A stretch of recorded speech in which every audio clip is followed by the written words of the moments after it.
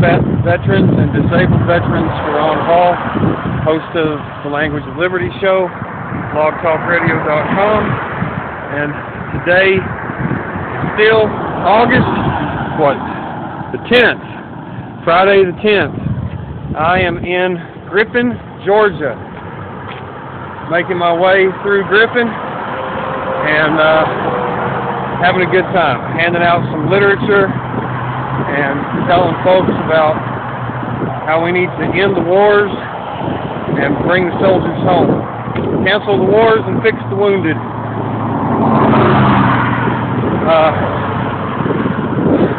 Talking about Ron Paul, how he was the only candidate in this presidential race in 2012 who really spoke to the issue of the human cost of war. There's a lot to be said already for the financial cost of war and how it is not in the best interest of any country to drag on a war, not in the best interest of that country's people to drag on a war any longer than you absolutely have to. The only way you go to war is to go in, get it done, get it over with, and come home. Obviously, it needs to be a moral imperative. According to our Constitution, supposedly the supreme law of the land in the United States, you need a congressional declaration. Then the soldiers need a clear mission. What is the mission in Afghanistan today? I challenge anybody to tell me. You ask 12 different people, you get 12 different answers. Still, maybe none of them are actually accurate. After that, clear mission, you need a decisive victory. Decisive victory. Like the Marine Corps would say, it's strength through superior firepower.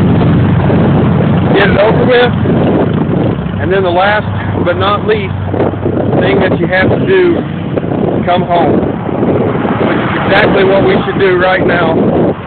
But I've got news for you.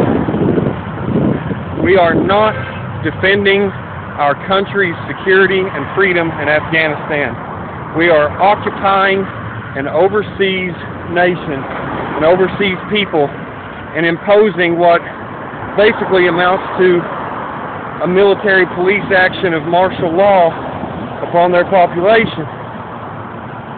So, even the people in Afghanistan that were glad to see us coming in there 11 years ago are getting pretty sick and tired of us being there.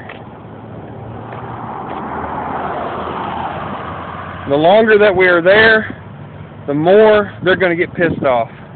You can't piss in other people's backyards for too long and get away with it, for eventually they're going to get pissed off enough to do something else to you. Non-interventionism. Check it out. Ron Paul talks about a non-interventionist foreign policy. Peace. We need peace. And peace is a choice. Like everything else in life, it's all about choices. And as a sovereign individual with inalienable rights that are supposed to be guaranteed to you in our form of government in the United States under the Constitution, you have individual rights. Rights to make choices, to make decisions about your own life. If God gave you rights, then who is the government to take them away? Even if you're an atheist and you don't believe in God, you still have rights that emanate from natural law, from your humanity. Again, the government still doesn't have the right to take away your rights. In fact, in our founding documents, the Declaration of Independence talked about how governments derive their powers from the consent of the governed. If you do not consent, and you are supposed to have that right to choose not to consent and not to be made subject to laws passed on you, me, or anybody, any individual, by a majority vote. Majority vote is not supposed to give away your rights. That's democracy. Democracy, two wolves and a sheep voting on who is for dinner. That's democracy. No, you have individual rights, individual liberties. And if you don't take responsibility for those rights and protecting them, you will lose them. I'm doing my little liberty walk to Tampa. Decided to do it regardless of whether anybody else joined me or not. Just made up my mind I was going to do something.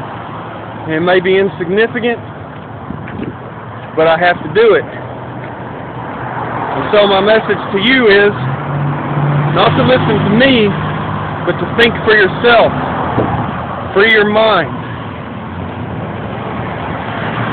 Come to your own understanding of things. And do something on your own. Do something for yourself. Once again, this is Adam House from Combat Veterans and Disabled Veterans for Ron Paul, host of the Language of Liberty show on blogtalkradio.com. Today is August 10th in Griffin, Georgia, Friday, and I am walking on the Liberty Tour to Tampa. Veterans for Ron Paul will be marching on the Republican National Convention on Monday, August 27th. Meet at the Florida State Fairgrounds at 11 a.m. to step off at noon on the march. Be there.